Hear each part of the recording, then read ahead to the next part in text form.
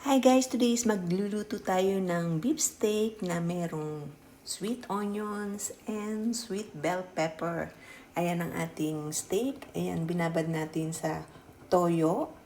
Nilagyan natin ng maraming bawang and then paminta, asin. So, igisa na natin. Huwag na natin patagalin. Ayan, at hiniwa na natin into strips. Ayan nga pala is binabad natin sa toyo na merong lemon, suka, and then sweet soy sauce. Ayan.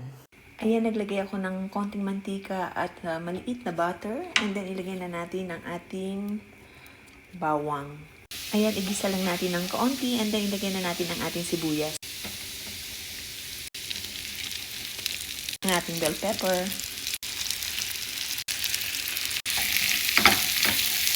And now, ilagay na natin ang ating beef.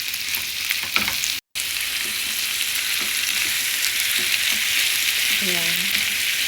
Sandali lang natin ilito para hindi siya matigas. Ayan, halo-haluin lang natin. And then, ilagay na natin yung ating sabaw. So, ayan na. Nilagay na natin ang ating sauce.